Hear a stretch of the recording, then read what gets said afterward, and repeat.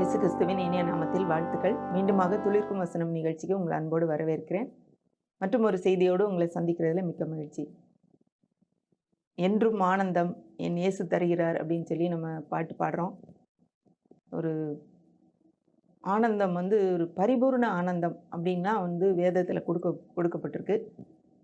மகிழ்ச்சி, ஆனந்தம், சந்தோஷம் அப்படிலாம் சொல்லி பல வார்த்தைகளை நம்ம சந்தோஷத்துக்கு பயன்படுத்துகிறோம். இந்த உலகத்தார் பயன்படுத்துகிற அந்த மகிழ்ச்சி அது எப்படின்னு பார்த்தீங்கன்னா, நம்முடைய சூழ்நிலைகளுக்கு ஏற்றாற் போல் ஒரு சூழ்நிலை நல்லா இருந்தால் சந்தோஷம் இருக்கும் உலகத்தில் உள்ளவங்களுக்கு. ஆனால் சூழ்நிலை மாறாக எதிர்மறையாக இருக்குது, நம்ம நினச்சது நடக்கலை அப்படின்னா அது கீழே போயிடும். துக்கம் வந்துடும், சந்தோஷம் இருக்காது, மகிழ்ச்சி இருக்காது. அதாவது ஆங்கிலத்தில் 2 வார்த்தைகள் வருது, ஹாப்பினஸ், ஜாய். இந்த ஹாப்பினஸ் நமக்கு சுற்றி நடக்கிற காரியங்களை, ஹாப்பனிங்ஸை பொறுத்து, என்ன நடக்குதோ அதை பொறுத்து. ஆனால் ஜாய் அப்படிங்கிறது எல்லா சூழ்நிலையிலும் மாறாமல் இருப்பது. தமிழில் மகிழ்ச்சி, சந்தோஷம் எல்லாமே அப்படி தான் வருது. ஆனால் இந்த ஜாய் என்பது, அதாவது சந்தோஷம்னு நமக்கு தமிழில் வருகிற அந்த ஒரு வார்த்தை, அந்த ஒரு சந்தோஷம் என்பது எங்கேருந்து வருதுன்னு பார்த்தீங்கன்னா, வெளியே இருந்து வர்றது கிடையாது, நமக்குள்ளே இருந்து வருது. இது எப்போ நமக்கு இந்த சந்தோஷம் நமக்குள்ளே கொடுக்கப்பட்டிருக்கிறது? அது எப்போ நமக்கு கொடுக்கப்பட்டதுன்னு பார்த்தீங்கன்னா, நம்ம என்னைக்கு நம்ம ஆண்டவரை ஏற்றுக்கொண்டு நம்ம உள்ளத்தில் அவரை ஏற்றுக்கொண்டோமோ இரட்சகராக, என்னைக்கு நம்முடைய உள்ளம் நம்முடைய ஆவி மாற்றப்பட்டதோ, மறுபடியும் என்னைக்கு பிறந்தோமோ அன்னைக்கே நமக்குள்ளே அந்த சந்தோஷம் கொடுக்கப்பட்டிருக்குது. இந்த சந்தோஷம் யாராலையும் எடுக்க முடியாது, எந்த சூழ்நிலையும் அதை மாற்ற முடியாது. இது ஒரு ஆவியின் கனி. ஆவியின் கனியோ அன்பு, சந்தோஷம், சமாதானம்னு நம்ம 9 கனியில் 9 கேரக்டர்ஸ் பார்ப்போம். அதில் 2வது சந்தோஷம். அந்த சந்தோஷம் அப்படிங்கிறது எப்படி நமக்கு சூழ்நிலைகளை பொறுத்து இருக்காது அப்படின்னு சொல்லி நம்ம ஏற்கனவே பார்த்தோம். இந்த சந்தோஷத்தை பற்றி தான் இன்றைக்கி நம்ம தெரிஞ்சுக்க போகிறோம். ஏன்னா நமக்கு அந்த சந்தோஷம் உள்ளே இருக்குன்னு தெரிஞ்சதுன்னா நம்ம எந்த சூழ்நிலையிலும் நம்ம சந்தோஷமாக இருக்க முடியும். அதாவது நம்முடைய சந்தோஷம் எங்கேருந்து வருதுன்னு பார்த்தீங்கன்னா, நமக்குள்ளே இருந்து வரணும், வெளியே இருந்து கிடையாது. நீதிமொழி சங்கீதம் 92:12 ஒரு வசனம், நீதிமான் பனை போல செழித்து லீபனோனில் உள்ள கேதுருவை போல் வளருவாங்க. அப்போ பனை போல செழிப்பான்ங்கிறது, இந்த பனைமரம் பார்த்திங்கன்னா உள்ள என்ன வெளியே காஞ்சி இருந்தால் கூட உள்ளுக்குள்ளே இருந்து அது அதனுடைய வேர்லேருந்து அது தேவையான சத்துக்களை அது எடுக்கும். அதே மாதிரி தான் நமக்கு நம்முடைய உள்ளத்துக்குள்ளே இருந்து, உள்ளுக்குள்ளே நம்முடைய ஆவியிலிருந்து நமக்கு சந்தோஷம் எப்பயுமே வந்துக்கிட்டே இருக்கும், குறைவே இருக்காது. இன்றைக்கி இதுக்கு நம்ம ஒருவருடைய கடிதத்தை தான் நம்ம பார்க்க போகிறோம். பிலிப்பியர் அப்படின்னு சொல்லி பவுல் பிலிப்பியர் சபைக்கு எழுதுகிற ஒரு கடிதம், ஒரு லெட்டரை பற்றி அந்த ஒரு புக்கு நமக்கு இருக்குது, தெரியும், புதிய ஏற்பாடில். அந்த பிலிப்பியர் நிருபத்தில் 19 முறை மகிழ்ச்சி, சந்தோஷம் அப்படின்னு சொல்லி திரும்ப திரும்ப அவர் சொல்கிறாரு. பவுல் எழுதும்போது எழுதுகிறார். அவர் ரொம்ப சந்தோஷமாக எல்லாமே அவருக்கு கிடச்சி அதனால் சந்தோஷமாக இருக்கிறதுனால அதை எழுதுகிறாரான்னு பார்த்தீங்கன்னா இல்லை. வெளிப்பிரகாரமாக பார்த்தா, உலக பிரகாரமாக பார்த்தா அவர் சந்தோஷமாக இருப்பதற்கு வாய்ப்பே இல்லை. ஏன்னா அவர் இருந்த இடம் சிறைச்சாலை.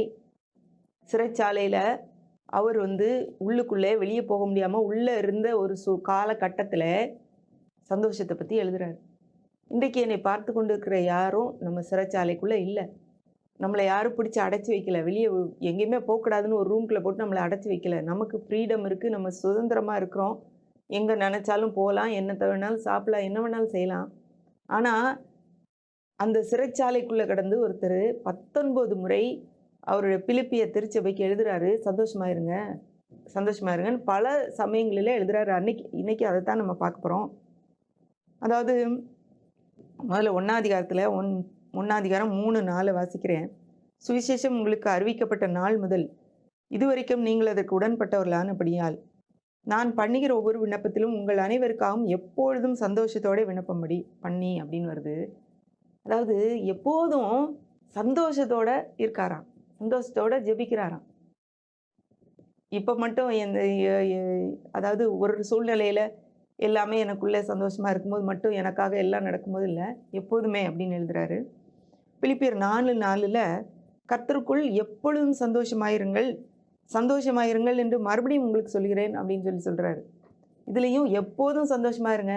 இந்த நேரம்னு கிடையாது, இந்த சூழ்நிலை கிடையாது, நீங்க ஜெபிக்கும்போது மட்டும் கிடையாது. எல்லா நேரத்திலும் கிறிஸ்துவுக்குள், கர்த்தருக்குள் சந்தோஷமாயிருங்கள், சந்தோஷமாயிருங்கள் என்று மறுபடியும் சொல்றேன். ஒருவேளை நீங்க கவனிக்கலைன்னா, நான் முதல்ல சொன்னதை நீங்க கவனிக்கலைன்னா திரும்ப எழுதுறேன், மறுபடியும் சொல்றேன், நீங்க சந்தோஷமாயிருங்கள் என்று சொல்லி. இப்போ இது எவ்வளோ ஒரு முக்கியமான ஒரு கட்டளை, முக்கியமான ஒரு காரியமா இருந்தா அப்படி திரும்ப திரும்ப ரிப்பீட் பண்ணுவாரு. இப்போ இந்த சந்தோஷம் ஒரு பரிபூர்ணமான அதாவது முழுமையான நிறைவான சந்தோஷம். இந்த சந்தோஷத்தை எப்படி நம்ம பெற்றுக்கொள்ளலாம், எதுலெல்லாம் சந்தோஷம் இருக்குன்றதுக்கு 7 காரியங்களை அவர் சொல்றாரு. அதை நம்ம இன்னைக்கு பார்க்க போறோம். பிலிப்பியர்லேருந்து பரிபூர்ண ஆனந்தத்துக்கு, பரிபூர்ண சந்தோஷத்துக்கு 7 வழிகள். அதாவது முழுமையான சந்தோஷத்துக்கு.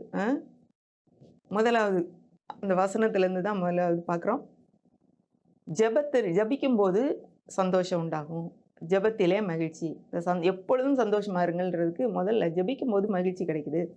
அதுக்குரிய வசனம் பார்த்தீங்கன்னா பிலிப்பியர் 1:4, நான் பண்ணுகிற ஒவ்வொரு விண்ணப்பத்திலும், இப்போ நம்ம வாசித்தது தான், உங்கள் அனைவருக்காகவும் எப்பொழுதும் சந்தோஷத்தோட விண்ணப்பம் பண்ணி. இதில் ஜெபத்தில் நம்ம முக்காவாசி நேரம் அழுகையோடும் கண்ணீரோடும் வர்றோம். ஆனால் இவர் என்ன செய்கிறாராம், சந்தோஷத்தோடும் விண்ணப்பம் பண்ணி, எப்போதும் சந்தோஷத்தோட விண்ணப்பம் பண்ணி.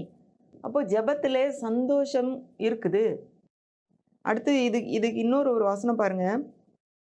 சங்கீதம் 16:11 தாவீதே அதை பற்றி சொல்கிறாரு. ஜீவ மார்க்கத்தை எனக்கு தெரியப்படுத்துவீர், உடைய சமூகத்திலே பரிபூர்ண ஆனந்தமும் உடைய வலது பார்சத்தில் நித்திய பேரின்பமும் உண்டு. பரிபூர்ண ஆனந்தம் இருக்குதான், நித்திய பேரின்பம் இருக்குதான் அவருடைய சமூகத்தில். இப்போ ஜெபிக்கும் போது நம்ம ஆண்டவருடைய சமூகத்தில் வர்றோம். இப்போ ஆண்டவருடைய சமூகத்தில் வரும்போது அங்கே சந்தோஷமும் ஒரு நித்திய பேரின்பமும், நித்தியம்னா இடைவிடாத, எங்கேயுமே இன்னும் போயிட்டே இருக்கும், எப்பன்னு தெரியாது. நித்திய பேரின்பம், கொஞ்சம் இன்பம் கிடையாது, அது அதிகமான இன்பம் இருக்குது அங்கே அவருடைய சமூகத்தில். அப்போ ஜெபிக்கும்போது அந்த இதில் மகிழ்ச்சி இருக்குது, பரிபூர்ண ஆனந்தம் இருக்குதுன்னு பவுல் சொல்கிறாரு. அந்த சங்கீதத்தில் இன்னும் 2 வசனத்துக்கு முன்னாடி பார்த்தீங்கன்னா 8ஆம் வசனம் 9ஆம் வசனம், சங்கீதம் 16:8-9, கர்த்தரை எப்பொழுதும் எனக்கு முன்பாக வைத்திருக்கிறேன், அவர் என் வலது பார்சத்தில் இருக்கிறபடியால் நான் அசைக்கப்படுவதில்லை, ஆகையால் என் இருதயம் பூரித்தது. இப்போ இருதயம் எப்போ சந்தோஷமா இருந்ததுன்னு சொல்றாரு. அவரை எப்போதும் என் முன்னாடி வச்சிருக்கேன், நான் எப்போதும் சந்தோஷமா இருக்கிறேன். ஏன்னா எப்போதும் தேவனை முன்னாடி வச்சிருக்கேன். ஜெபிக்கும்போது நம்ம நினைக்கிறோம் ஜெபம்னா ஒரு நேரம், ஏதோ ஒரு நேரம் காலையில் 5 மணிக்கு எழும்பி 1 மணி நேரம் ஜெபித்துட்டு அதோட முடிஞ்சிருச்சு, அப்படி இல்லை. எப்பவுமே நம்ம ஆண்டவரோட பேசுகிற நேரம்லாம் ஜெபம்தான். இப்போ எல்லா நேரமும் கர்த்தரை முன்னாடி வச்சுக்கிட்டே இருக்கிறேங்கிறாரு. அப்போ எப்பயுமே கர்த்தர் என் கூட இருக்கிறாரு, அவர் என் முன்னாடி இருக்கிறாரு. கர்த்தரை எப்போதும் வச்சுக்கிட்டு இருக்கேன். என்னுடைய சூழ்நிலைகளில் எல்லா பகலில் நான் என்னென்ன வேலைகள் செய்யும்போது எல்லா நேரத்திலும் அவர் எனக்கு முன்பாக இருக்கிறார். அப்படிங்கிறதுனால என்னுடைய இருதயம் பூரித்தது, சந்தோஷமா இருந்தது அப்படிங்கிறாரு. இப்போ ஜெபத்திலே மகிழ்ச்சி இருக்குது, சந்தோஷம் இருக்குது. 2வது காரியம் அவர் சொல்லுகிற காரியம், விசுவாசத்திலே சந்தோஷம் இருக்குது. நம்முடைய விசுவாசத்திலே, நம்முடைய நம்பிக்கையிலே சந்தோஷம் இருக்குது. பிலிப்பியர் 1:26 வசனத்தை நான் வாசிக்கிறேன். உங்கள் விசுவாசத்தின் வர்த்தனைக்காகவும் சந்தோஷத்துக்காகவும் நான் பிழைத்து உங்கள் அனைவரோடும் கூட இருப்பேன் என்று அறிந்திருக்கிறேன். இதில் பாருங்க, உங்கள் விசுவாசத்தின் வர்த்தனைக்காகவும் சந்தோஷத்துக்காகவும். இப்போ விசுவாசத்தின் வர்த்தனைனா விசுவாசம் இன்னும் அதிகமாகணும் அப்படிங்கிறதுக்காகவும், விசுவாசத்தின் சந்தோஷத்துக்காகவும் நான் பிழைத்திருக்கிறேன். அப்போ விசுவாசத்தில் ஒரு சந்தோஷம் இருக்குது. எங்கேயாவது அவிசுவாசத்தில் சந்தோஷம் இருக்குன்னா கண்டிப்பாக இருக்காது. அவிசுவாசத்தில் துக்கமும் பயமும் குழப்பம் தான் இருக்கும்.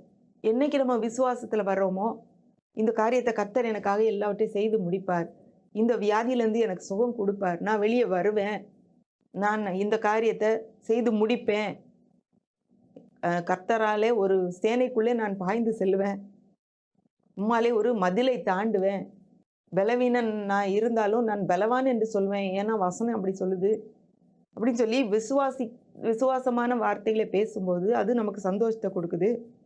இது ரோமர் 15 அதிகாரம் 13 வசனத்தை பாருங்க. ஆவியின் பலத்தினாலே உங்களுக்கு நம்பிக்கை பெருகும்படி நம்பிக்கையின் தேவன் விசுவாசத்தினால் உண்டாகும் எல்லாவித சந்தோஷத்தினாலும் சமாதானத்தினாலும் உங்களை நிரப்புவாராக. இதே பவுல் ரோமர் எழுதின நிருபத்தில் எழுதுறாரு, விசுவாசத்தினால் உண்டாகும் எல்லாவித சந்தோஷத்தினாலும் சமாதானத்தினாலும். எங்க சந்தோஷம் இருக்குதோ அங்க சமாதானமும் இருக்கும். சந்தோஷமும் சமாதானத்தினாலும் நிரப்புவாராகன்னு ஜெபிக்கிறாரு. அப்போ நம்ம விசுவாசிக்கும் போது அங்க சந்தோஷம் இருக்குது, ஜெபிக்கும் போது சந்தோஷம் இருக்குது. ஏன்னா அவருடைய பிரசன்னத்துல பரிபூர்ண ஆனந்தம் இருக்குது. அடுத்தது நம்முடைய நாம் விசுவாசிக்கும் போது அதில் சந்தோஷம் மகிழ்ச்சி உண்டாகுது. 3வது காரியம் பார்த்தீங்கன்னா, ஒற்றுமையிலே மகிழ்ச்சி உண்டாகுது. இதே பிலிப்பியர்ல அவர் சொல்லுகிற வசனத்திலேருந்து தான் இன்னைக்கு செய்தி இருக்குது. பிலிப்பியர் 2 அதிகாரம் 2 வசனம், நீங்கள் ஏக சிந்தையும் ஏக அன்புள்ளவர்களுமாய் இருந்து இசைந்த ஆத்துமாக்களை ஒன்றே சிந்தித்து என் சந்தோஷத்தை நிறைவாக்குங்கள். இப்போ அவருடைய விசுவாசிகள், அவர் அவங்களுக்கு போதித்து அவங்கள வழி நடத்துகிறவர்கள் எல்லாரும் ஒற்றுமையாக இருக்கிறாங்கன்னு அது கேள்விப்படும்போது அவருக்கு சந்தோஷம் நிறைவாக இருக்குது. அதனால் நீங்கள் ஒற்றுமையாக இருங்க அப்படின்றாரு. இப்போ ஒற்றுமையாக இருக்கும்போது ஒரு மகிழ்ச்சி இருக்குது. அதில் எந்த குடும்பம் பிரிந்து கிடக்குதோ, எங்கே பிரிவினை இருக்குதோ, எங்கே நம்முடைய குடும்பத்தில் பிரிவினையாக இருந்தாலும் சரி, இல்லை நம்ம வேலை பார்க்குற இடங்களில் பிரிவினையாக இருந்தாலும் சரி, இல்லை நமக்குள்ளே ஒற்றுமை இல்லாத நமக்கு நாமே எதிராளியாக இருக்கிற காரியம் கூட இருக்குது. அதாவது குடும்பத்தில் ஒற்றுமை இல்லைன்னா கண்டிப்பாக மகிழ்ச்சி இருக்காது. இன்றைக்கு குடும்பத்தின் ஒற்றுமை இல்லாமல் இருக்கிறவங்க பார்த்துக்கிட்டு இருந்தீங்கன்னா கண்டிப்பாக உங்களுடைய மகிழ்ச்சி வேணும்னா ஒற்றுமைக்காக நீங்கள் பிரயாசம் எடுங்க. உங்கள் வேலை செய்கிறவர்களோட எங்கே ஒற்றுமை இல்லையோ அங்கே கண்டிப்பாக மகிழ்ச்சி இருக்காது. எதுக்குடா வேலைக்கு போகிறோம் அப்படின்னு இருக்கும். ஆனால் உங்களுக்குள்ளே நீங்கள் ஒற்றுமை இல்லைன்னா, உங்களுக்கு எதிராளியாக நீங்கள் இருந்துக்கிட்டே இருந்தீங்கன்னா, உங்களை நீங்களே குற்றப்படுத்தி உங்களை நீங்களே நான் இப்படி செஞ்சுட்டேன், நான் இப்படி இந்த ஒரு தவறான ஒரு முடிவு எடுத்ததுனால நான் இப்படி ஆயிட்டேன், அது என்னைக்கோ நம்ம செஞ்சுருப்போம், எத்தனையோ வருஷங்களுக்கு முன்பாக செஞ்சுருப்போம், இது முடிஞ்சிருக்கும், நம்ம இப்போ போய் அதை ஒன்றும் செய்ய முடியாது. ஆனாலும் நம்மளை நாமளே குத்தி நம்மளை காயப்படுத்தி குற்றப்படுத்திக்கிட்டு இன்னும் உட்காந்துக்கிட்டு இருந்தோம்னா நமக்கு நாமே ஒரு சமாதானம் இல்லாமல் ஒற்றுமை இல்லாமல் இருக்கிறோம். அந்த ஒற்றுமை இல்லாமல் இருக்கும்போது நம்முடைய எல்லா செல்களும் நமக்கு விரோதமாகவே வேலை செய்யுன்றாங்க, இம்யூனிட்டி இருக்காதுன்றாங்க. இப்போ ஒற்றுமையாக இருக்கும்போது நமக்குள்ளே ஒரு சந்தோஷம் வரும். இப்போ நமக்கு நாமே அந்த ஒரு ஒற்றுமை இருக்குதா? நான் உங்களோட நீங்கள் ஒற்றுமையாக இருக்கீங்களா? உங்களோட ஒரு சமாதானமாக இருக்கீங்களா? ஒருவேளை என்னை பார்த்துக்கிட்டு இருக்க யாராவது நீங்கள் உங்களுக்குள்ளே சமாதானம் இல்லாமல் ஒற்றுமை இல்லாமல் உங்களுக்கு நீங்களே விரோதியாக உங்களுக்கு எதிர்த்து நீங்களே போட்டியாக போயிட்டு இருந்தீங்கன்னா தயவுசெய்து இன்னைக்கு அதுலேருந்து வெளியே வந்துடுங்க. உங்களை நீங்களே மன்னிச்சிருங்க, உங்களை நீங்களே ஏற்றுக்கொள்ளுங்க. உங்களுடைய தப்போட உங்களுடைய குறைவோட தேவன் ஏற்றுக்கொள்கிறார். ஆகனால நீங்கள் ஏற்றுக்கொள்ளுங்க உங்களை. அந்த ஒற்றுமையில் சந்தோஷம் இருக்குது. நம்ம அப்போஸ்தலர் 2 அதிகாரம் 46 அவர்கள் ஒருமனப்பட்டவர்களாய் தேவாலயத்தில் அனுதினமும் தரித்திருந்து வீடுகள் தோறும் அப்பம் பிட்டு மகிழ்ச்சியோடும் கவனமில்லாத இருதயத்தோடும் போஜனம் பண்ணி எல்லாரும் ஒருமனமாக சந்தோஷத்தோடு மகிழ்ச்சியோடு இருந்தாங்களாம். வீடுகள் தோறும் அவங்களுக்குள்ளே பிரிவினையே இல்லை. எங்கே பிரிவினை இல்லையோ அங்கே சந்தோஷம் இருக்குது. ஒருவேளை குடும்பங்களிலே பிரிவினை இருந்ததுன்னா நீங்கள் ஒருத்தருக்கு ஒருத்தர் போட்டியோ ஒருத்தருக்கு ஒருத்தர் பகைவர்களோ இல்லைன்னு ஞாபகம் வச்சுக்கோங்க. இன்றைக்கி அநேகம் பேர் நம்ம நினைக்கிறோம் குடும்பத்தில் உள்ளவங்க ஒருத்தருக்கு ஒருத்தர் எதிரி. கணவன் மனைவி நமக்கு எதிரின்னு நினைக்கிறாங்க, மனைவி கணவனை எதிரின்னு நினைக்கிறாங்க, பிள்ளைங்க பெற்றோரை எதிரின்னு நினைக்கிறாங்க, பெற்றோர் பிள்ளைகளை எதிரிகள்னு நினைக்கிறாங்க. இல்லை, நம்ம எல்லாரும் ஒரே டீமு. நமக்கு எதிராக பிசாசு வந்துக்கிட்டு இருக்கான்றதை நீங்கள் இன்னைக்கு புரிஞ்சுக்கோங்க. நீங்கள் எல்லாரும் ஒன்றாய் ஒருவருக்கு ஒருவர் மன்னித்து ஒருவரை ஒருவர் தாங்கி ஒருவரோடு ஒருவர் சேர்ந்து இசைந்து இருக்கும்போது தான், விட்டு கொடுத்து வாழும்போது தான் அங்கே மகிழ்ச்சி இருக்கும். இன்றைக்கு அப்படிப்பட்ட குடும்பத்திலே பிரிவினையோடு இருந்தீங்கன்னா இன்றைக்கி ஒருத்தர் ஒருத்தர் மன்னிக்க ஒன்றாய் சேர்ந்து மகிழ்ச்சியோடு வாழ இன்றைக்கி தீர்மானம் எடுப்போம். அடுத்தது 4வது காரியம், பலியில் மகிழ்ச்சி. இந்த பலிங்கிறது ஆங்கிலத்தில் எப்படி வருதுன்னா சாக்ரிஃபைஸ், அதாவது தியாகம். நம்ம தமிழில் பலி அப்படின்னோடனே நமக்கு பலின்னா வேறு எதையோ நம்ம ஒரு மிருகத்தை கொடுக்கறது அப்படின்னு நம்ம நினச்சிக்கிறோம். ஆனால் சாக்ரிஃபைஸ் அப்படிங்கும்போது தியாகம். நான் இதை ஒருத்தங்களுக்காக நான் சாக்ரிஃபைஸ் பண்ணுறேன்னா விட்டு கொடுக்குறேன், என்னை நானே தியாகமாக கொடுக்குறேன், எனக்கு இல்லைன்னா கூட பரவாயில்ல, என்ன நானே வருத்திக்கிட்டு நான் அதை செய்கிறேன்னு அர்த்தம். அப்போ அந்த பலியிலே மகிழ்ச்சியாம். இப்போ அதுக்கு உரிய வசனம் பாருங்க. பிலிப்பியர் 2 அதிகாரம் 17 வசனம். மேலும் உங்கள் விசுவாசமாகிய பலியின் மேலும் ஊழியத்தின் மேலும் நான் வார்க்கப்பட்டு போனாலும் நான் மகிழ்ந்து உங்கள் அனைவரோடும் கூட சந்தோஷப்படுவேன். இதுல அவர் சொல்றாரு, ஒரு பலி மாதிரி உங்க மேல நான் என்னைய வந்து ஊத்துனா கூட ஒரு என்னைய, அதாவது பலினா என்ன செய்யப்படும்? கொல்லப்படும். அதை வந்து தூக்கி வச்சு அதை எரிச்சிருவாங்க. அப்படிப்பட்ட உங்களுக்காக உங்களுடைய விசுவாசமாகிய பலியின் மேல் நான் வார்க்கப்பட்டு போனாலும் உங்களோடு கூட நான் சந்தோஷப்படுறேன். அப்போ அந்த அவர்களுக்காக அவர் படுகிற தியாகமான காரியங்கள், அவர்களுக்காக அவருடைய உபவாசம், அவருடைய ஜெபம், அவர்களுக்காக எடுக்கிற பிரயாசம், அவர்களுக்கு ஆண்டவரை சொல்ல வேண்டும் என்ற தாகம், அதுக்காக அவர் படுகிற அலைச்சல்கள், அடிகள், மிதிகள், இதெல்லாம் வந்து இருந்தா கூட நான் சந்தோஷப்படுறேங்கிறாரு. அப்படி மற்றவர்களுக்காக தியாகமாய் காரியங்களை செய்யும்போது அதுல ஒரு மகிழ்ச்சி இருக்குது. இப்போ நாமளே மற்றவர்களுடைய காரியங்களுக்காக விட்டு கொடுக்கும்போது, நம்மை வந்து இறக்கி தாழ்த்தி தேவனுக்காக நம்ம அதை செய்யும்போது அதில் ஒரு பெரிய மகிழ்ச்சி இருக்குது. நெகேமியா 12 அதிகாரம் 43 வசனத்தில், அந்நாளிலே மீதியான பலிகளை செலுத்தி தேவன் தங்களுக்கு மகா சந்தோஷத்தை உண்டாக்கினதினால் மகிழ்ச்சியாக இருந்தார்கள். ஸ்திரீகளும் பிள்ளைகளோடும் கூட களி கூர்ந்தார்கள். எருசலேமின் களிப்பு தூரத்திலே கேட்கப்பட்டது. இதில் நெகேமியாவின் காலத்தில் எல்லாரும் எருசலேமுக்கு வந்து அவங்க வந்து வந்தப்ப பலி செலுத்தி தேவனுக்கு பலி செலுத்தினதுனால அவர் சந்தோஷமாக கொண்டாடினாங்கன்னு இருக்கு. அப்போ பலியும் சந்தோஷமும் பலி செலுத்துறதுனாலே வருது. சாக்ரிஃபைஸ் பண்ணுறதுனால, அவருக்காக காரியங்களை செய்கிறதுனால, தேவனுக்காக.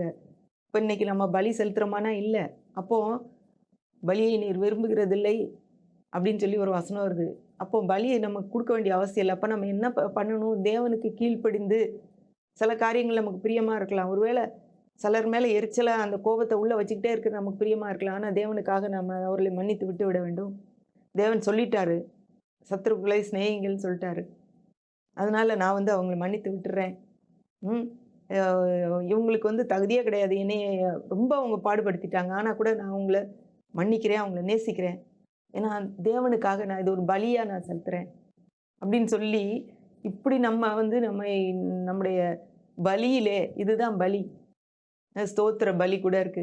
இப்போ இந்த மாதிரி பலியை நம்ம செலுத்துறதுல மகிழ்ச்சி இருக்குது. அதுல பலினாலே ஒரு கஷ்டமான காரியம் இல்லை. சாக்ரிஃபைஸ், ஒரு காரியத்தை இழந்து போகிறது, நம்மகிட்ட இருக்கிறத ஒன்றை நம்ம நம்ம நம்ம கொடுக்கணும். அப்படிங்கும்போது நமக்கே ரொம்ப ஆசையாக இருக்கும். ஆனால் ஆண்டவர் வந்து அதை கொடுன்னு சொல்கிறாருன்னா அதை கொடுக்கும்போது அந்த கொடுக்கறதுலேயே ஒரு மகிழ்ச்சி இருக்குது, தேவனுக்காக விட்டு கொடுக்கறதுல. அடுத்தது பாருங்க, அதாவது இதில் வந்து என்னென்னா, தேவனுடைய சித்தத்தை செய்யும்போது, தேவனுக்கு சித்தம் இதுதான் இருக்குது, அவர் சொல்கிறாரு, நான் அதை கீழ்ப்படுகிறேங்கும் போது அதில் ஒரு பெரிய மகிழ்ச்சி இருக்குது. இதுதான் பலியினாலே மகிழ்ச்சி. அடுத்தது 5வது காரியம். 5வது காரியம் பணி செய்வதில் மகிழ்ச்சி. அதாவது சர்விங் ஒன் அனதர், மற்றவர்களுக்கு சேவை செய்கிறதுல மகிழ்ச்சி. பிலிப்பியர் 2 அதிகாரம் 29 வசனம். ஆனபடினால் நீங்கள் கர்த்தருக்குள் மிகுந்த சந்தோஷத்தோடு அவனை ஏற்றுக்கொண்டு இப்படிப்பட்டவர்களை கனமாய் எண்ணுங்கள்.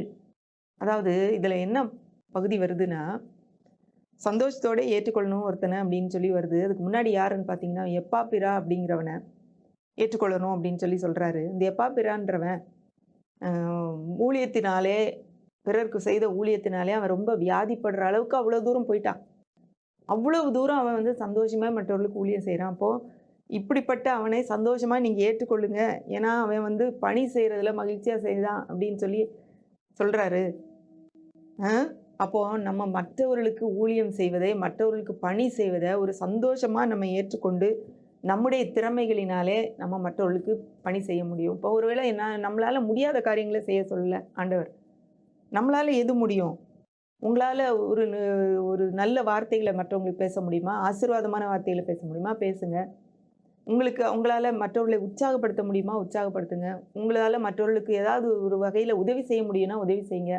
உங்களுடைய நேரத்தை கொடுக்க முடியும்னா கொடுங்க. உங்களுடைய பணத்தை கொடுக்க முடியும்னா கொடுங்க. ஏதோ ஒரு விதத்தில் மற்றவர்களுக்கு நாம் பணி செய்யும் போது அதில் ஒரு மகிழ்ச்சி கிடைக்குது. எல்லாரும் எனக்கு செய்யணும் அப்படின்னு நீங்க இருந்தீங்கன்னா, கண்டிப்பா மகிழ்ச்சியே இருக்காது. உங்களுக்கு மகிழ்ச்சி வேணும்னா, நம்ம வந்து பிறருக்காக ஏதாவது செய்துகிட்டே இருக்கணும். மற்றவர்களை உற்சாகப்படுத்திக்கிட்டே இருந்தா, நமக்கு அறியாமலே நமக்கு உற்சாகம் வரும், மகிழ்ச்சி வரும்.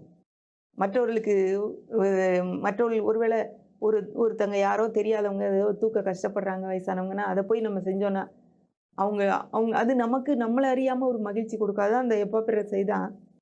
அவருடைய ஊழியத்தின் நிமித்தம் வந்து வியாதிப்பட்டு மரணத்துக்கு சமீபமா இருந்தான்னு சொல்லி போட்டிருக்கு. அந்த எப்பாப்பிராவை சந்தோஷத்தோடு ஏற்றுக்கொள்ளுங்க. அப்போ பணி செய்றதுல நம்ம மகிழ்ச்சியா இருக்கணும்.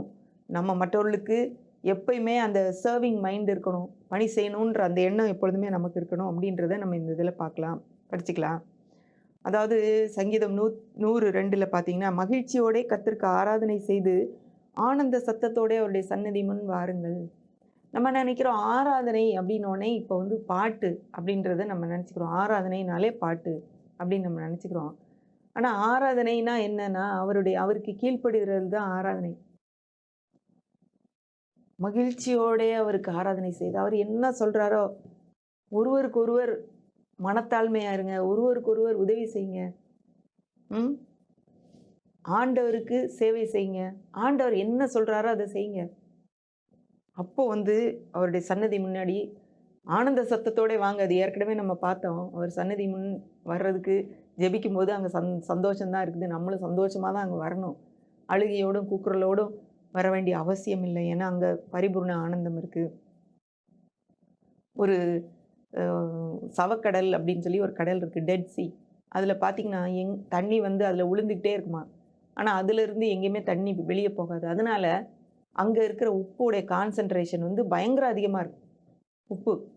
அது அது வந்து எந்த பொருளையும் அதில போட்டா மூழ்கவே மூழ்காது. அவ்வளவு அதனுடைய கான்சன்ட்ரேஷன் அவ்வளோ ஜாஸ்தி இருக்கும். அவ்வளோ ஒரு டென்சிட்டி அதிகமா இருக்கும் அதுக்கு. அப்போ அப்படிப்பட்ட ஒரு சவக்கடலை போல நம்ம இருக்கக்கூடாது. எல்லாம் எனக்கு, எனக்கு, எனக்குன்னு கேட்டுக்கிட்டே இருந்தோம்னா, நமக்குள்ளே ஒரு மகிழ்ச்சி இருக்கிறதுக்கு வாய்ப்பே இல்ல. நம்ம என்னைக்கு மற்றவர்களுக்கு கொடுக்க ஆரம்பிக்கிறோமோ, மற்றவர்களுக்கு சேவை செய்ய ஆரம்பிக்கிறோமோ, மற்றவர்கள உற்சாகப்படுத்த ஆரம்பிக்கிறோமோ, மற்றவர்களுக்காக காரியங்கள செய்ய ஆரம்பிக்கிறோமோ, நம்மளாவே வாலண்டியர் அடுத்தவங்க சொல்லி இல்ல, செய்ய ஆரம்பிக்கும்போது நமக்கு மகிழ்ச்சி உண்டாகுது.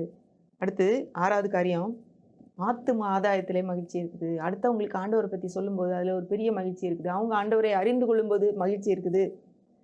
பிலிப்பியர் 4:1ல ஆதலால் எனக்கு பிரியமும் வாஞ்சையுமான சகோதரரே, எனக்கு சந்தோஷமும் கிரீடமானவர்களே அப்படிங்கிறாரு. இங்க பவுலுடைய சந்தோஷம் யாரு அப்படின்னா, இந்த பிலிப்பிய திருச்சபை. ஏன்னா அவர் அவர் வந்து ஆத்தும ஆதாயம் செய்து அவருக்கு கிடைத்த ஆத்துமாக்கள் அவர்கள். அப்போ நம்ம ஒருத்தருக்கு ஆண்டவர பத்தி சொல்லும்போது, அவங்க ஆண்டவரை ஏற்றுக்கொள்ளும்போது பெரிய மகிழ்ச்சி இருக்குது. லூக்கா 15:10ல அதுபோல மனம் திரும்புகிற ஒரே பாவி நிமித்தம் தேவனுடைய தூதருக்கு முன்பாக சந்தோஷம் உண்டாயிருக்கும் என்று உங்களுக்கு சொல்கிறேன். அப்போ ஒரு பாவி இங்க மனம் திரும்பும்போது அங்க தேவனுடைய தூதருக்கு முன்பாக பரலோகத்துல அவ்வளோ ஒரு மகிழ்ச்சி, அங்க ஒரு பார்ட்டியே நடக்குதாம். சந்தோஷம், அவ்வளோ சந்தோஷம். இப்ப நம்ம ஆண்டவருக்காக செய்யற ஒவ்வொரு ஒரு ஒரு சுவிசேஷம் ஒருவருக்கு சொல்றது அங்க மகிழ்ச்சி கொடுக்குது. நமக்கும் மகிழ்ச்சி கொடுக்குது. பரிபூர்ண நிறைவான மகிழ்ச்சியை கொடுப்பதற்கு இது ஒரு வழி. அடுத்தது 7வது காரியம் பார்த்தீங்கன்னா, கொடுப்பதில் மகிழ்ச்சி. இத நம்ம நெறைய நேரம் நம்ம யோசிக்கிறது இல்ல. நமக்கு வந்து யாராவது ஃப்ரீயா குடுத்தா நல்லாருக்கும். இவங்க குடுத்தா எனக்கு எவ்வளோ சந்தோஷமா இருக்கு. அது தரேன்றாங்க, இது தரேன்றாங்க ரொம்ப சந்தோஷம். ஆனா கொடுத்து பாருங்க. அதுல இருக்க மகிழ்ச்சி வேற எங்கேயுமே வராது. பிலிப்பியர் 4:10 என்னை விசாரிப்பதற்கு நீங்கள் இப்பொழுது மறுபடியும் மனம் மலர்ந்தபடியால் கர்த்தருக்குள் மிகவும் சந்தோஷப்பட்டேன். இப்படி செய்ய எண்ணம் கொண்டிருந்தீர்கள். சமயம் மாத்திரம் உங்களுக்கு நேரிடவில்லை. இதுல பார்த்தீங்கன்னா, கர்த்தருக்குள் மிகவும் சந்தோஷப்பட்டாராம். எதுக்குன்னா, அவங்க வந்து குடுக்குறதுக்கு திரும்ப இவருக்கு காணிக்கை குடுக்குறதுக்கு அவங்க வந்து ரெடியா இருந்தாங்களாம். வேற எந்த சபையாரும் பவுலுக்கு வந்து காணிக்கை குடுக்கல. இந்த பிலிப்பிய திருச்சபை மட்டும் அவர வந்து ரெகுலரா அவர் அந்த இடத்த விட்டு போன பிறகு கூட அவருக்கு வந்து குடுத்துட்டு இருந்திருக்காங்க. அப்போ அந்த குடுத்த இத வந்து குடுக்குறதுல அவங்க மகிழ்ச்சியோட இருந்திருக்கிறாங்க. குடுப்பதிலே. இப்போ நம்ம குடுக்குறதுல மகிழ்ச்சி இருக்கும். தேவனுக்கு குடுக்குறது, பிறருக்கு கொடுக்குறதுல பெரிய மகிழ்ச்சி இருக்கு. அத நீங்க ஒரு தடவ டேஸ்ட் பண்ணிட்டீங்கன்னா, அத விடவே மாட்டீங்க. 1 நாளாகமம் 29:9 இப்படி மனப்பூர்வமாய் கொடுத்ததற்காக ஜனங்கள் சந்தோஷப்பட்டார்கள். உத்தம இருதயத்தோட உற்சாகமாய் கர்த்தருக்கு கொடுத்தார்கள். தாவீது ராஜாவும் மிகவும் சந்தோஷப்பட்டார். இதுல பாருங்க, தேவனுக்கு மனப்பூர்வமாய் கொடுத்தார்கள். உற்சாகத்தோட கொடுத்தார்கள். அப்படின்னு வருது. இதில் மனப்பூர்வமாக ஏன்னா இருதயத்துலேருந்து ஒரு கேட்டுட்டாங்களே இது நம்ம கொடுத்து தான் ஆகணுமா அப்படின்னு யோசித்து இல்லை. ஐயோ ஒரு தேவை இருக்குதா, நான் கண்டிப்பாக கொடுக்குறேன், நான் இதை கொடுப்பேன், ஆண்டவருக்காக நான் இதை செய்வேன்னு சொல்லி ஒரு உற்சாகமான மனதோடு ஒரு களி கூறுதலோடு சந்தோஷத்தோடு நம்ம கொடுக்க முடியும். அது கொடுத்த பிறகு நமக்கு அப்படி ஒரு சந்தோஷம் இருக்கும். உற்சாகமாய் கொடுக்கிறவனிடத்தில் தேவன் பிரியமாய் இருக்கிறார். அவனவன் விசனமாயுமல்ல கட்டாயமாயுமல்ல உற்சாகத்தோட கொடுக்க கடவுன்னு இருக்கு. அப்போ நம்ம கொடுக்கும்போது, மற்றவங்களுக்கு கொடுக்கும்போது, ஊழியங்களுக்கு கொடுக்கும்போது, தேவன் நமக்கு சொல்றவங்களுக்கு கொடுக்கும்போது அதுல ஒரு பெரிய சந்தோஷம் இருக்குது. இந்த சந்தோஷத்தை நீங்க அனுபவிச்சு பார்த்தாதான் தெரியும். நமக்கு இல்லை நம்ம நினைச்சுக்கிட்டு இருக்க வரைக்கும் நம்ம பிடிச்சி கட்டி வச்சுக்கிட்டே இருப்போம். ஆனா தேவன் காட்டுற மக்களுக்கு நம்ம கொடுத்துக்கிட்டே இருந்தோம்னா அதுல பெரிய சந்தோஷம் இருக்குது. பணத்தை கொடுப்பதிலே அவ்வளோ ஒரு மகிழ்ச்சி இருக்குது. இப்போ 7 காரியம் நம்ம பார்த்துருக்கோம். என்னென்னலாம் பார்த்தோம்? முதல்ல ஜெபத்திலே சந்தோஷம். 2வது ஏன்னா ஜெபத்திலே சந்தோஷம்னா ஏன்னா அவருடைய பிரசன்னத்தில் அங்கே பரிபூர்ண ஆனந்தம் இருக்குது. விசுவாசத்திலே மகிழ்ச்சி உண்டாகுது, அவிசுவாசத்தில் மகிழ்ச்சி இருக்காது. அங்கே துக்கமும் சந்தேகமும் பயமும் தான் இருக்கும். அடுத்தது ஒற்றுமையாக இருக்கும்போது அங்கே மகிழ்ச்சி உண்டாகுது. ஒற்றுமையான குடும்பத்தில் மகிழ்ச்சி, ஒற்றுமையான வேலை ஸ்தலத்தில் மகிழ்ச்சி. நமக்குள்ளே நம்ம ஒற்றுமையாக இருக்கும்போது நம்ம மகிழ்ச்சி, நமக்குள்ளே நம்ம பிச்சுக்கிட்டு சண்டை போட்டுக்கிட்டு எனக்கே என்ன பிடிக்கலன்னு இருந்தோன்னா அங்கே மகிழ்ச்சி இருக்கவே இருக்காது. அடுத்தது பலியிலே மகிழ்ச்சி, சாக்ரிஃபைஸ் பண்ணுறதுல மற்றவங்களுக்காக தியாகமான காரியங்களை செய்வதில் மகிழ்ச்சி இருக்குது. பணி செய்கிறதுல மற்றவங்களுக்கு சேவை செய்கிறதுல மகிழ்ச்சி இருக்குது. அடுத்தது கொடுப்பதிலே மகிழ்ச்சி இருக்குன்னு நம்ம பார்த்தோம். இப்போ வாங்குறத பாக்கியம் கொடுக்கறது பாக்கியம் அப்படின்னு பார்த்தோம். இந்த மகிழ்ச்சியினால நமக்கு என்ன பலன் கிடைக்குது? மகிழ்ச்சின்னு பேசுகிறோமே, இந்த மகிழ்ச்சினால எனக்கு ஏதாவது பலன் கிடைக்குதா அப்படின்னா பலன் இருக்குது. ஒன்று பார்த்தீங்கன்னா நெகேமியா 8ஆம் அதிகாரம் 10ஆம் வசனம் நமக்கு எல்லாருக்கும் தெரியும். பின்னும் அவன் அவர்களை நோக்கி, நீங்கள் போய் கொழுமையானதை புசித்து மதுரமானதை குடித்து இல்லாதவர்களுக்கு பங்குகளை அனுப்புங்கள். இந்த நாள் நம்முடைய ஆண்டவருக்கு பரிசுத்தமான நாள், விசாரப்பட வேண்டாம். கர்த்தருக்குள் மகிழ்ச்சியா இருப்பது உங்களுடைய பலன். கர்த்தருக்குள் மகிழ்ச்சியா இருப்பது நம்முடைய பலன். இது நமக்கு பலனை கொடுக்கும். நம்ம சோர்ந்து போற நேரத்துல நம்ம மகிழ்ச்சியா இருந்தோம்னா கண்டிப்பா அது பலனை கொடுக்கும். நமக்கு சோர்வு இல்லாம காரியங்களை செய்வதற்கு மகிழ்ச்சியாய் பாடல்களை பாடி செஞ்சு பாருங்க. கண்டிப்பா நமக்கு ஈஸியா செய்து முடிக்க முடியும். எந்த ஒரு சோர்வும் நமக்கு வரவே வராது. அடுத்தது மகிழ்ச்சி 2வது காரியம் ஆயுதம். அது ஒரு வெப்பன். பிசாசுக்கு எதிராக நம்ம பயன்படுத்தக்கூடிய ஒரு ஆயுதம் அது. நீதிமொழிகள் 15:15 சிறுமைப்பட்டவனுடைய நாட்கள் எல்லாம் தீங்குள்ளவைகள், மனரம்யமும் நித்திய விருந்து அப்படின்னு போட்டிருக்கு. இதில் தமிழில் மனரம்யம்னு வந்திருக்கு. இங்கிலீஷில் மெரி ஹார்ட், அதாவது சந்தோஷமான ஒரு இருதயமோ நித்தியமான விருந்து. எப்பயுமே அவங்களுக்கு சந்தோஷம்தான், விருந்து சாப்பிட்ட மாதிரி தான். ஏன்னா அவங்களுக்குள்ள இருதயம் எப்பயுமே சந்தோஷமா இருக்குது.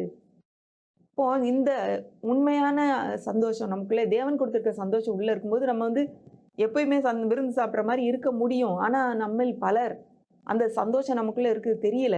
அதனால தான் நம்ம பிசாசுக்கு இடம் கொடுத்துட்றோம். பிசாசு நம்மளை நீ சரியில்லை, நீ ஒன்றும் இல்லை, நீ வேஸ்ட்டு, நீ அப்படி ஆயிடுவேன், உன் குடும்பம் அப்படி ஆயிருன்னு சொல்லி நம்மளை கீழே எடுத்து வச்சுக்கிட்டே இருக்கிறான், அடக்கி வைக்கிறான். ஆனால் நமக்குள்ளே தேவனுடைய சந்தோஷம் இருக்குது. அதை ஒரு ஆயுதமாக நம்ம பயன்படுத்த முடியும். 24 நீதிமொழிகள் 24:10 ஆபத்து காலத்தில் நீ சோர்ந்து போவாய், ஆனால் உன் பலன் குறுகினது அப்படின்னு வருது. அப்போது நம்ம பலன் குறுகி போகிறதுக்கு காரணம் என்னென்னா நம்ம மகிழ்ச்சியாக இல்லை. நம்ம மகிழ்ச்சியாக இருந்தோம்னா பிசாசு நம்மளை சோர்வுபடுத்தவே முடியாது. நம்ம தைரியமாக அந்த ஆயுதத்தை பயன்படுத்த முடியும். அடுத்து பார்த்தீங்கன்னா மகிழ்ச்சி ஆரோக்கியத்தை தரும். இது ரொம்ப முக்கியம். இந்த காலங்களில் நம்ம ஆரோக்கியமாக இருக்கணுன்றக்காக நிறைய காரியங்களை முன்னெடுக்கிறோம். ஒரு எக்ஸசைஸ் பண்ணுறோம், நல்ல ஃபுட்டு சாப்பிடணும்னு பார்க்குறோம், சரியான டாக்டர்கிட்ட போய் ட்ரீட்மெண்ட் எடுக்கணும்னு பார்க்குறோம். எல்லா காரியங்களும் நமக்கு சரியாக இருக்குதா, நம்முடைய சூழ்நிலை சரியாக இருக்குதான்னு நம்ம பார்க்குறோம். வெளியே போகும்போது நம்மளை பாதுகாத்து கொள்கிறோம். ஆனால் முக்கியமாக கவனிக்க வேண்டியது என்னன்னு கேட்டிங்கன்னா மன மகிழ்ச்சி நல்ல ஔஷதம். இது நீதிமொழிகள் 17:22 முறிந்த ஆவியோ எலும்புகளை உலர பண்ணும். இப்போ நம்ம எலும்புலாம் காஞ்சி ட்ரையாக போய் வலி வேதனைலாம் வர்றதுக்கு காரணம் நம்ம மன மகிழ்ச்சியாக இல்லை, நம்ம மன துக்கத்தில் இருக்கோன்னு அர்த்தம். ஒருவேளை உங்களுடைய சூழ்நிலைகள் நீங்கள் மகிழ்ச்சியாக இருக்கிறதுக்கு வாய்ப்பே இல்லைன்னு சொன்னால் கூட நமக்குள்ளே தேவன் கொடுத்துருக்கிற சந்தோஷம் உள்ளே இருக்குது அப்படிங்கிறத மறந்து போயிடாதீங்க. உங்களை நீங்களே சந்தோஷமாக வைத்து கொள்ளுங்கள். சந்தோஷமாக வைக்கிறதுக்கு பாடல்களை பாடுங்க. ஒரு நம்முடைய சூழ்நிலைகளை மாற்றிக்கொள்ளுங்க. ஒரு நல்ல ஒரு சந்தோஷமா பேசுறவங்களோட உங்கள உங்கள சேர்த்துக்கோங்க. எந்த நேரம் குறை பேசிக்கிட்டு, எந்த நேரம் துக்கமா, நெகட்டிவான எதிர்மறையான காரியங்கள பேசுறவர்களோடு இருப்பதை கொஞ்சம் குறைத்துக் கொண்டு, நல்லா ஒரு உற்சாகமா இருக்கிற மக்களோடு உங்கள இணைத்துக் கொள்ளுங்க. நல்ல சந்தோஷமான காரியங்கள பார்க்க முயற்சி செய்யுங்க. ஏன்னா, இதுல போட்டிருக்கு இது ஒரு இது ம இது வந்து ஆய்வின் அறிக்கையில வந்திருக்கு. சந்தோஷமா இருக்கிறது, மகிழ்ச்சியா இருந்தோம்னா, சந்தோஷமா சிரிக்கிறது, அதெல்லாம் வந்து நம்ம நல்ல ஒரு வலி நிவாரணியாம். உடம்பு வலியெல்லாம் இருக்காது சந்தோஷமா இருந்தா. நோய் எதிர்ப்பு சக்தி அதிகரிக்குமாம் நமக்கு. நம்முடைய வாழ்நாள் நீடித்திருக்குமா. அப்போ இதெல்லாம் வந்து எப்படி கிடைக்குதுன்னா, சந்தோஷமா இருக்கும்போது. அப்ப நம்ம சந்தோஷம் ஏற்கனவே நம்ம தேடி போக வேண்டிய அவசியம் இல்ல. நமக்குள்ளே இருக்குது. ஏன்னா, ஆவியானவரால் நமக்குள்ளே கொடுக்கப்பட்டிருக்குது. நம்முடைய ஆண்டவருடைய பிரசன்னம் எப்பவுமே அங்க மகிழ்ச்சி தான், பரிபூர்ண ஆனந்தம் தான். இது சூழ்நிலையை பொறுத்ததல்ல. சூழ்நிலை இன்னைக்கு எதிராக இருந்தாலும், நமக்கு விரோதமாய் காரியங்கள் நடந்தாலும் நம்மால் சந்தோஷமா இருக்க முடியும். மனரம்யமாய், அதாவது ஒரு சந்தோஷமான இருதயத்தோடு நம்ம இருக்கும்போது, நம்ம நித்திய விருந்தா இருக்க முடியும். மற்றவங்க எதிரியை பார்த்து சிரிக்க முடியும். தேவனே பிசாச பார்த்து சிரிக்கிறாருன்னு சொல்லி வசனம் வருது. தேவன் அவர்களை பார்த்து நகைக்கிறாருன்னு 2ஆம் சங்கீதத்துல வருது. அப்போ நம்ம வந்து அ பிரச்சனைய பார்த்து சிரிக்க முடியும். நம்ம தைரியமா அ காரியங்கள நம்ம எதிர்த்து நிக்க முடியும் பிசாசுக்கு. என்றைக்கு நமக்கு துக்கம் வருதோ, அன்றைக்கு அதோட சேர்ந்து வியாதி, வேதனை, வலி எல்லாமே வந்துருது. அதனால இன்றைக்கு நம்ம ஒரு தீர்மானம் எடுப்போம். நமக்கு பரிபூரண ஆனந்தம் இருக்குது. அந்த ஆனந்தத்தை நம்ம பயன்படுத்திக் கொள்வோம். ஒரு ஜாய், ஒரு உலகத்தால் கொடுக்க முடியாத ஒரு சந்தோஷம், அன்ஸ்பீக்கபிள் ஜாய், பேச முடியாத, நமக்கு சொல்லி புரிய வைக்க முடியாத அளவுக்கு அப்படிப்பட்ட ஒரு சந்தோஷம் நமக்கு இருக்குது. அந்த சந்தோஷம் நமக்குள்ளே இருந்து எப்போதும் ஜீவ ஊற்றாய் ஊறுகிற பரிசுத்தாவியானவரிலிருந்து வருது. அது நமக்குள்ளே இருக்குன்றத மறந்து போயிட வேண்டாம். ஒருவேளை நீங்க எந்த சூழ்நிலையில இருந்தாலும் தேவன் உங்களுக்கு இன்னைக்கு சந்தோஷத்தை கொடுத்திருக்கிறார் என்பதை நீங்க உணர்ந்து கொள்ளுங்க. அதை நீங்க பயன்படுத்துங்க. இன்றைக்கு உங்களுடைய குடும்பங்களில இருக்கிற சந்தோஷம், குறைவுகள் எல்லாம் மாறும். ஒற்றுமையினால் வருகிற சந்தோஷத்தால் நிறைவேறுகள் என்பதை இன்னைக்கு உணர்ந்து கொள்ளுங்க. அப்படியே நம்ம கண்களை மூடி நம்ம ஜெபிக்க போறோம். அன்புள்ள ஆண்டவரே, இந்த அருமையான நேரத்துக்காக நன்றியோடு உம்மை துதிக்கிறோம், உம்மை ஸ்தோத்திரிக்கிறோம். நீர் தந்த இந்த நல்ல செய்திக்காக நன்றி. உம்முடைய சமூகத்திலே பரிபூர்ண ஆனந்தம், நித்திய பேரின்பம் உண்டு. அந்த ஆனந்தமும் பேரின்பமும் எங்களுக்குள்ளே ஆண்டவரே ஆவியானவரின் கனியினாலே கொடுத்திருக்கிறீர். அதற்காக நன்றி ஆண்டவரே. நாங்கள் பவுல போல ஆண்டவர் சூழ்நிலைகளை பார்த்து கர்த்தாவே எங்களுடைய சந்தோஷத்தை நாங்கள் அளவிடாம, நீர் எங்களுக்குள்ளே கொடுத்திருக்கிற அந்த சந்தோஷத்தினாலே நாங்கள் முன்னேறி செல்ல, ஆண்டவரே நாங்கள் ஆரோக்கியமாய் வாழ, பலனோடு வாழ, பிசாசை எதிர்த்து நிற்க எங்கள் ஊருக்கு நீங்க உதவி செய்யறதற்காக நன்றி. என்னை பார்த்து கொண்டிருக்க ஒவ்வொரு குடும்பத்துக்காக, ஒவ்வொரு நபருக்காக ஜெபிக்கிறேன். அவருடைய வாழ்க்கையிலே நான் இப்பொழுதே ஆண்டவரே அந்த சந்தோஷத்தை நான் பேசுறேன். அவங்களுக்குள்ளே இருந்து கர்த்தாவே ஜீவ தண்ணீர் உள்ள நதிகள் ஓடுகிறதற்காக நன்றி. ஆண்டவரே அந்த சந்தோஷம் ஆராய் ஓடுகிறதற்காக நன்றி. ஆண்டவரே அவர்கள் அதனாலே பிசாசு ஜெயிப்பார்கள், அதற்காக ஸ்தோத்திரம். குடும்பங்கள் ஆண்டவரே ஒன்றாய் சேருகிறதற்காக ஸ்தோத்திரம். சந்தோஷ குறைவுகள் எல்லாம் ஆண்டவரே சரியாக ஆண்டவரே ஒரு மாறி ஆண்டவரே நிறைவாய் அது மாறுகிறதற்காக, சந்தோஷம் நிறைவாய் ஆண்டவரே அங்கே பெருக்கெடுத்து ஓடுகிறதற்காக நன்றி.